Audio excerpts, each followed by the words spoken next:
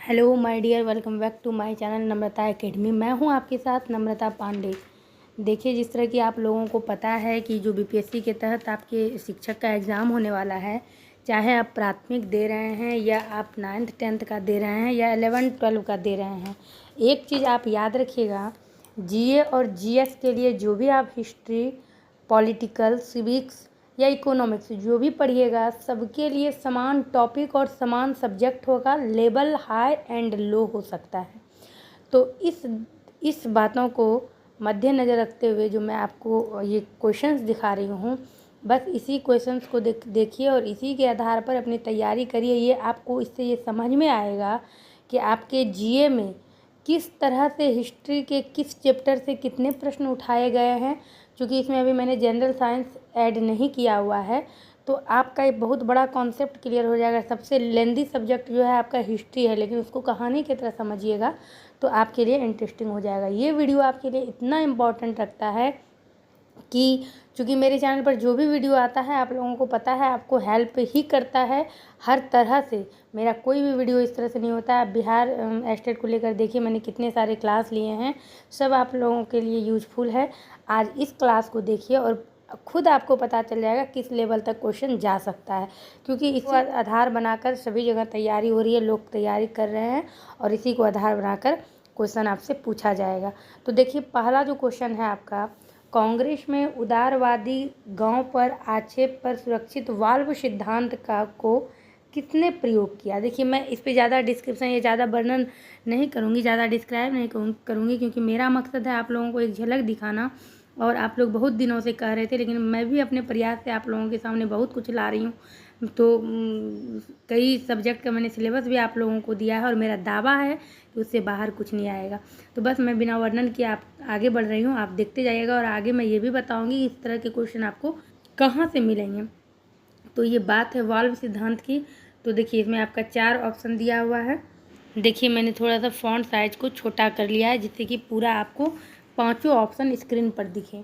तो पहला क्या प्रश्न था कि कांग्रेस में उदारवादी गांव पर आक्षेप पर सुरक्षित वाल्व सिद्धांत को किसने प्रयोग किया था। इसका जो राइट आंसर है वो है आपका लाला लाजपत राय। आप लोग भी अपने हिसाब से इसको देखिएगा, लेकिन मैं जो बता रही हूँ वो गलत नहीं है। अगला प्रश्न था आपका, स्वतंत्रता आंदोलन के प्रथम चरण में अतिवादी भारतीय नेतृत्व द्वारा निम्नलिखित में से किसको समझा और संगठित किया गया। आपको इसमें देखना क्या है कि स्टार्टिंग से देखिए किस तरह से पूछ रहा है। जब कांग्रेस की स्थापना हुई थी या जब भी अधिवेशन हुआ था, जब भी स्वतंत्रता आंदोलन के प्रभाव, और आपको पता है कभी भारतीय राष्ट्रीय आंदोलन, ये टॉपिक आपको पढ़ने के लिए मिला। मैं अति महत्वपूर्ण क्लास आपके लिए लेकर आई हूँ, बिल्कुल लास्ट तक बने रहिएगा। ऐसा कोई भी टॉपिक मेरे चैनल पर नहीं आता है जो आपके समय को बर्बाद करे। तो इसका हो जाएगा बहिष्कार और स्वदेशी आंदोलन। भारतीय नेतृत्व द्वारा निम्नलिखित में से किसको समझा और संगठित किया गया था। तो यही था ना, बहिष्कार करना और स्वदेश, अपने देश की चीज़ों को अपनाना और जो विदेशी था उसका बहिष्कार करना। अगला प्रश्न जो था आपका, टोटल आप देखिएगा कि आपके जीके से कितना प्रश्न पूछा जाता है, और ये महत्वपूर्ण है। आपको लग रहा है कि ये हिस्ट्री है, लेकिन ये जीके में लिया गया है इस प्रश्नों को, क्योंकि हेड मास्टर वाले में जो है आपके जिसको आप पेडागॉजी कहते हैं उससे भी पूछा गया था। इसमें उस चीज़ को हटाया गया है, इसीलिए आपकी संख्या जो है मैथ, रीजनिंग वगैरह में बढ़ सकती है। मैथ और रीजनिंग का मैंने डाल दिया है किस तरह से पूछा गया था।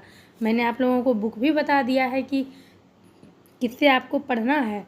ये देखिए, तीसरा नंबर क्वेश्चन आपका क्या है। तीसरा है आपका, भारत का महान वृद्ध व्यक्ति किसे कहा गया है। भारत का महान वृद्ध व्यक्ति, ये देखिए, महान वृद्ध व्यक्ति, तो ये थे आपके दादा भाई नेहरू जी। और चूंकि इसमें एक ऑप्शन है उपर्युक्त में से कोई नहीं, उपर्युक्त में से कोई नहीं, जिस तरह के आप देख पा रहे हैं। अभी क्या ऑप्शन आएगा, 4 आएगा या 5 आएगा, ये भी डिसाइड नहीं हुआ है। बाकी आप अपनी तैयारी में लगे रहिए। अगला देखिए, भारतीय राष्ट्रीय कांग्रेस की प्रथम महिला अध्यक्ष कौन बनी। देखिएगा, एक है राष्ट्रीय कांग्रेस की प्रथम महिला अध्यक्ष, एक होती है भारतीय, एक पूछा जाएगा जिस तरह से आपको भारतीय अगर कहे तब तो आपका सरोजिनी नायडू और एनी बेसेंट के बारे में भी मैंने आपको जब क्लास लिया है तो उसमें बताया है। अगला प्रश्न आप देखेंगे, प्रश्न नंबर 5 है आपका, किस प्रस्ताव को एक टूटते हुए बैंक पर बाद की तिथि का चेक के रूप में किसने वर्णित किया हुआ था। देखिए, क्वेश्चन में कुछ गलती हुई है, तो ये किसने वर्णित किया हुआ था, इसका क्या होगा आपका, तो इसका आंसर है महात्मा गांधी ने ऐसा कहा हुआ था। महात्मा गांधी के भी कोटेशन पूछे गए हैं, यानी कि महात्मा गांधी से रिलेटेड जो भी अधिवेशन, जो भी आंदोलन हैं, जहाँ जहाँ महात्मा गांधी मौजूद थे, उनसे जुड़ा हुआ। ये प्रश्न आपका बांटो और छोड़ो का नारा किसने दिया है? तो ये नारा जो है, ये देखिए यहाँ पर थोड़ा सा प्रिंट मिस्टेक हुआ है, इसको ध्यान दीजिएगा। 6 नहीं होना है, 1 पे जो लिखाना था वो 2 पे आ गया है। तो आपका आंसर क्या होगा? ये वाला होगा आपका आंसर, M.A. जिन्ना। सारे महत्वपूर्ण प्रश्न हैं और आपको बस समझना है। ये देखिए आ गया महात्मा गांधी से रिलेटेड जिसकी चर्चा मैंने अभी की। सविनय अवज्ञा आंदोलन प्रारंभ करने का निर्णय कहाँ लिया गया था? क्योंकि कांग्रेस का जो अधिवेशन हुआ था, कांग्रेस का अधिवेशन भी मैंने आपको आराम से बताया है बिहार बोर्ड के इतिहास में, और पॉलिटिकल में भी इसकी चर्चा है। तो सब मैंने आप लोगों को बिल्कुल डिटेल में बताया है। तो जहाँ जहाँ अधिवेशन हुआ है, विशेष अधिवेशन नहीं है, इनका विशेष अधिवेशन नहीं है, लेकिन जो भी है वो महत्वपूर्ण है। तो सविनय अवज्ञा आंदोलन का जो अधिवेशन हुआ था वो लाहौर अधिवेशन में इसका निर्णय लिया गया था। अगला प्रश्न आप देखेंगे, भारत के विभाजन को प्रथम बार किसके द्वारा स्वीकार किया गया था? भारत के विभाजन को प्रथम बार, तो ये है आपका माउंटबेटन योजना के द्वारा भारत के विभाजन को स्वीकार किया गया था। ये अंग्रेज थे, आप लोगों को जिस तरह की पता है। 9 नंबर है आपका, किस घटना के दौरान वंदे मातरम गीत एक धार्मिक मंत्र बना था? तो आपने बंगाल विभाजन की बात पढ़ी होगी। करजन ने जिस प्रकार से 1905 ईस्वी में बंगाल का विभाजन किया, लेकिन उन्होंने जो सोच कर किया था, बहुत इसने जो करजन थे दिमाग लगाया था कि एक हिंदू बहुल क्षेत्र बना दिया था, एक मुस्लिम बहुल क्षेत्र बना दिया था। जहाँ मुस्लिम कम था वहाँ के मुस्लिम को कहा जाता था कोई भी परेशानी हिंदू के द्वारा हो तो मुझे कहना, और जहाँ हिंदू कम था वहाँ हिंदू को यही बातें कहकर कि अगर मुस्लिम परेशान करे तो मुझे कहना, और इस तरह से दोनों में वो लड़ाना चाहते थे। लेकिन ये आखिरकार जो है इस विभाजन को ख़त्म किया गया था, खारिज किया गया था 1911 ईस्वी में, जो कि आप लोगों को पता है। तो इसका आंसर आपका हो जाएगा, बंगाल विभाजन के समय ये वंदे मातरम जो है एक धार्मिक जो है मंत्र बना था। अगला प्रश्न देखेंगे आप, किसकी अध्यक्षता के अंतर्गत मार्च 1940 में रामगढ़ में भारतीय राष्ट्रीय कांग्रेस का प्रथम अधिवेशन हुआ? देखिए कितना महत्वपूर्ण क्वेश्चन है। किसकी अध्यक्षता, यानी किस अधिवेशन में कौन अध्यक्ष थे, किन्होंने अध्यक्षता की थी, किस समझौते पर किसने साइन किया था, ये सारे महत्वपूर्ण हैं। अब देखिए आपसे इससे कई तरह के सवाल निकल सकते हैं कि अगर मान लीजिए, इसका पहले आंसर आप लोग देख लीजिए। इसका आंसर है आपका अब्दुल कलाम आज़ाद, ठीक है। इनकी अध्यक्षता के अंतर्गत जो है मार्च 1940 में रामगढ़ में भारतीय राष्ट्रीय कांग्रेस का प्रथम अधिवेशन हुआ था। इस क्वेश्चन को और कितने तरीके से पूछा जा सकता है, इसको समझिएगा कि अब्दुल कलाम आज़ाद की अध्यक्षता में भारतीय राष्ट्रीय आंदोलन का प्रथम अधिवेशन कब हुआ था? तो ये मार्च 1940। किसी भी तरह से वो प्रश्न को बदल सकते हैं। एक और प्रकार इसका समझिएगा, एक प्रकार तो आपका दिया हुआ है, एक मैंने अभी आपको बताया, एक और प्रकार समझिए। पहले देखिए इसमें आपका अध्यक्ष के बारे में नाम पूछा जा रहा है, पहला ये हो गया। दूसरा मैंने समय को लेकर बताया। तीसरा आपसे पूछा जाएगा अब्दुल कलाम आज़ाद की अध्यक्षता में मार्च 1940 में जो रामगढ़ में भारतीय राष्ट्रीय कांग्रेस का अधिवेशन हुआ था वो कौन सा था? ये हो गया आपका तीसरा प्रकार। एक प्रकार और इससे निकल सकता है कि अब्दुल कलाम आज़ाद की अध्यक्षता में के अंतर्गत मार्च 1940 में जो भारतीय राष्ट्रीय कांग्रेस का प्रथम अधिवेशन हुआ था वो कहाँ हुआ था? जिसका आंसर होगा रामगढ़। तो आप देखिए मैंने एक ही प्रश्न में आपको 4 प्रकार बताए, तो किसी भी प्रश्न को आपको 4 तरीके से सोचना है। आगे बढ़ेंगे, आपका 11 नंबर प्रश्न है, एक सुधार आंदोलन था, इन शब्दों को किसने कहा था? जो बौद्ध धर्म की शुरुआत हुई और हिंदू धर्म, क्योंकि आपको पता है शुरू में किस तरह से क्रिश्चियन धर्म आया था और किस तरह से उसको अपनाने के लिए लोगों को बाध्य किया जाता था। तो ये जो बौद्ध धर्म उभर के आया भारत में, तो हिंदू धर्म के अंदर एक सुधार का आंदोलन बनकर आया। ये शब्द किन के थे? तो ये शब्द थे आपके B.M. स्मिथ के थे। अगला प्रश्न है, किसने सोचा था कि प्रथम बौद्धवादी काउंसिलिंग राजगृह में ही होना चाहिए? ये ऐसा किसने सोचा था कि जो प्रथम बौद्धवादी काउंसिलिंग होगा ये कहाँ होना चाहिए? तो ये जो है ना, ये आनंद थे, ये जो बुद्ध थे उनके ये प्रिय शिष्य थे आनंद। कभी कभी इससे भी क्वेश्चन कई एग्जाम में निकला है, तो ये याद रखिएगा इसको कि ये जो आनंद जो थे ये बुद्ध के प्रथम प्रिय शिष्य थे, तो उन्होंने ये सोचा था। तो इसका आंसर ये हो गया आपका। आगे बढ़िएगा। अगला प्रश्न है आपका, किसके द्वारा 3 प्रसिद्ध बंदरगाहों सोपारा, काम्बे और बंडोज को गुप्त साम्राज्य में मिलाया गया था? किसके शासन के अंतर्गत? तो ये थे आपके कुमार गुप्त। यानी कि देखिए, गुप्त वंश से भी आपको प्रश्न किया गया है।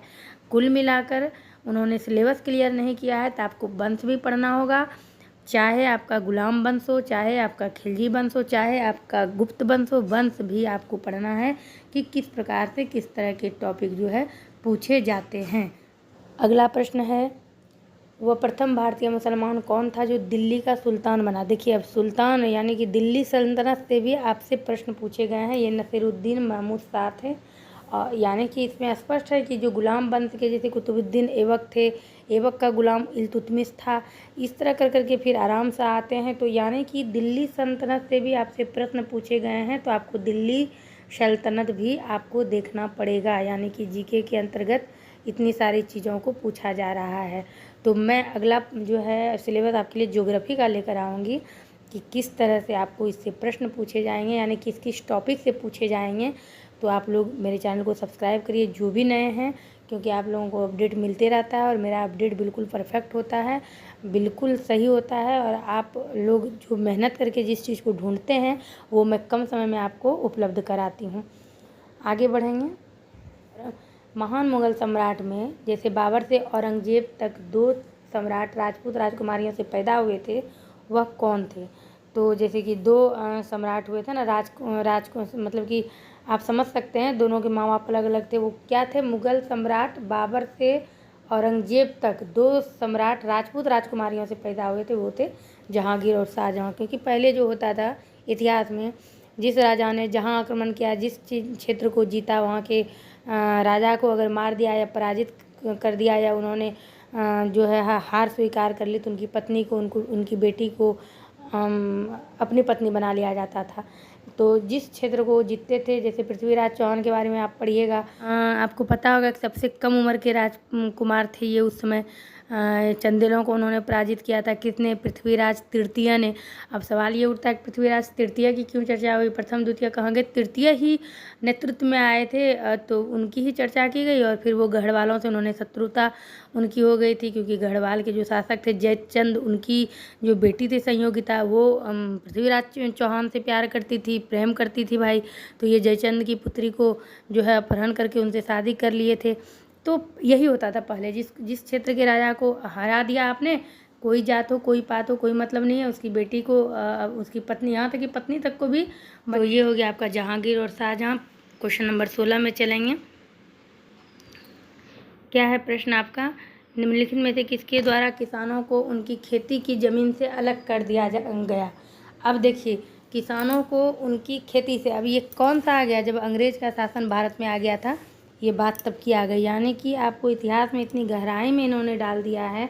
ये था आपका स्थायी बंदोबस्त। आप लोग जैसे जानते हैं कई तरह के बंदोबस्त हुए थे, रैयत वाले, महलवाड़ी वाले, वार्षिक बंदोबस्त था, स्थायी बंदोबस्त था। अब इसमें से ये भी है उपर्युक्त में से कोई है, एक से अधिक। अब देखिए, जो डिटेल में नहीं पढ़ेगा वो तो कन्फ्यूज हो जाएगा, क्योंकि अंग्रेज़ की चलाई गई जितनी भी प्रथाएं थी, जितनी भी व्यवस्थाएं थी, उसमें कई टॉपिक आते हैं। तो यानी पढ़ना ही सिर्फ नहीं है, डिटेल से पढ़ना है। तो ये था आपका जो कि अंग्रेज़ों ने ये सब चला रखा था। आप ये समझिए कि एंशियंट हिस्ट्री से एंशियंट तो अभी नहीं आया है। एंशियंट आपका क्या हो गया? आपको पता है एंशियंट 3 तरह के आपको इतिहास में देखने होते हैं, ये आपको अच्छे से पता है। आपका एक एंशियंट हो गया यानी प्राचीन हो गया, दूसरा आपका मध्य हो गया, तीसरा आपका मॉडर्न हो गया। तो ये सब जो क्वेश्चन हैं आपके, ये मध्यकालीन से हैं। अभी ये वाला तो आ गया आपका मॉडर्न हिस्ट्री से। तो यानी कि अभी इसमें से अभी कोई सवाल नहीं पूछा है, तो इसको देखते हैं आगे मिलता है या नहीं मिलता है। मैं यहाँ पर क्वेश्चन डिटेल नहीं कर रही हूँ, लेकिन ये आपको ज़रूर समझा रही हूँ कि कहाँ से आपको क्या पढ़ने हैं। अब देख रहा है कि 1893 में कितने यहाँ नहीं होगा, यहाँ होगा किसने ब्राह्मण विधवा से शादी की थी। तो ये थे आपके, तो ये डीके करवे थे। मेरे हिसाब से ये डीके करवे है, आप लोग कमेंट कर बताइएगा। अगला प्रश्न देखते हैं। अगला प्रश्न है आपका, किस अधिनियम ने इंग्लैंड में होने वाली वार्षिक परीक्षा के माध्यम से सिविल सेवकों की नियुक्ति को अनुमति दिया था? यानी उनको एग्ज़ाम में बैठने का नहीं था, मतलब एग्ज़ाम के थ्रू नौकरी दी ही नहीं जाती थी। लेकिन धीरे धीरे इस व्यवस्थाओं में किस प्रकार से परिवर्तन आया, इसको देखते हुए, तो ये आपके मॉडर्न हिस्ट्री से है। यानी ये 9th 10th में भी ये क्वेश्चन आपको मिल जाएगा। तो ये आपका इसका आंसर कौन सा होगा? तो ये आपका हो गया 1818 का भारत सरकार अधिनियम के द्वारा। तो बिल्कुल आप समझ रहे होंगे आपको किस लेवल तक तैयारी करनी है। अब देखिए 1530 में दक्षिण बिहार का वास्तविक शासक कौन बना? 1530 से सवाल किया जा रहा है और दक्षिण भारत का वास्तविक शासक, तो दक्षिण भारत क्या हुआ पहले इसको आप लोग समझ लीजिएगा। दक्षिण भारत जैसे कि ये देखिए, मैं ऐसे ही बस आपको समझाने के लिए ये बना रही हूँ। ये नीचे हो गया, ये हो गया, ये देखिए, ये आपका जैसे ये मान लीजिए गुजरात है, तो दक्षिण भारत ये हुआ आपका। और दक्षिण भारत में यहाँ पे आपका देवनागरी राज्य था। उसके बाद यहाँ जो देवनागरी राज्य था, यहाँ पर अलाउद्दीन खिलजी का पहला आक्रमण था, जो उनके, देखिए इसका आंसर क्या होगा, मैं आपको आंसर में उलझाना नहीं चाहती हूँ, लेकिन मैं आपको समझाना चाहती हूँ कि किसके बारे में आपको पढ़ना है, क्योंकि आक्रमण जो है दक्षिण भारत तक लेकर जाया जा रहा है। तो आपके टॉपिक, आपकी जो टॉपिक है वो छूटने नहीं चाहिए। तो इसमें जो है अभी आप 1530 की बात की जा रही है, लेकिन इसके पहले जो 1307 ईस्वी में जब दक्षिण भारत पर आक्रमण हुआ था, ये तो 1530 की बात है, लेकिन जब 1307 ईस्वी में हुआ था तो यहाँ देवनागरी राज्य था और ये अलाउद्दीन खिलजी के ने एक किन्नर को खरीदा था। मलिक काफूर उसका नाम था। उसको जो है 1000 दिनारी भी कहते थे। उन्होंने दक्षिण भारत का क्षेत्र जीता था। अब देखिए क्वेश्चन चूँकि 1530 का है, लेकिन आपको तो दक्षिण भारत का वास्तविक शासक, तो यानी कि आपको कुल मिलाकर खिलजी वंश भी पढ़ना होगा, क्योंकि वहीं से शुरुआत हुई है दक्षिण भारत पर आक्रमण की। अब दूसरे नंबर पर यहाँ पर तेलंगाना था।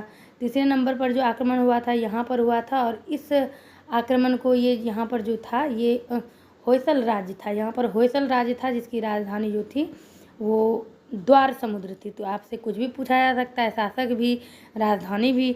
और उसका चौथा आक्रमण जो हुआ था यहाँ नीचे में हुआ था। और ये मैं फिर से अगर क्लियर कर दूं, कंफ्यूज नहीं होइएगा, ये जो आक्रमण था दक्षिण भारत में अलाउद्दीन खिलजी का आक्रमण था, ठीक है। तो इसीलिए ये आपको मैं बता रही हूँ कि अलाउद्दीन खिलजी ने दक्षिण भारत में आक्रमण की शुरुआत की। तो किस तरह से उसने कौन कौन से आक्रमण किए, कौन कौन से उसके अभियान रहे, तो गुजरात का अभियान 1299 से ही, जब आप अलाउद्दीन खिलजी का शासनकाल पढ़िएगा तो 1296 से 1316 तक पढ़ना पड़ेगा। उसी में सारा चीज़ है कि उन्होंने जो साम्राज्य का विस्तार किया था, गुजरात का अभियान, फिर वहाँ से रणथंबोर का अभियान। रणथंबोर कहाँ है आप लोगों को पता होगा, रणथंबोर गुजरात के आसपास रणथंबोर जो कि राजस्थान में है। उसके बाद फिर चित्तौड़ का अभियान किया था। चित्तौड़ कहाँ पर है, चित्तौड़ भी बताइए। तो चित्तौड़ भी आपका कहाँ है, जो चित्तौड़ मेवाड़ की राजधानी थी, वहाँ के शासक रतन सिंह थे। उसके बाद फिर वो कहाँ आए थे चौथे नंबर पर, जो यहाँ पर मैंने नीचे लिखा है, पर सुदूर दक्षिण था, जिसको पांडे राज्य कहते थे। यानी कि आपको खिलजी वंश में स्टार्ट हुआ था दक्षिण भारत में आक्रमण, तो वहाँ तक आपको जाना पड़ेगा।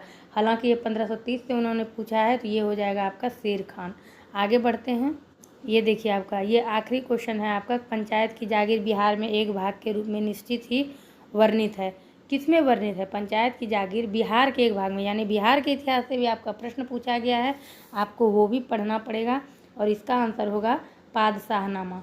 ये 20 क्वेश्चन आपके जीए से पूछे गए थे, जबकि इसमें आपका पेडागॉजी भी शामिल था। अभी आपको पेडागॉजी नहीं पढ़नी है तो इस क्वेश्चन की संख्या बढ़ सकती है।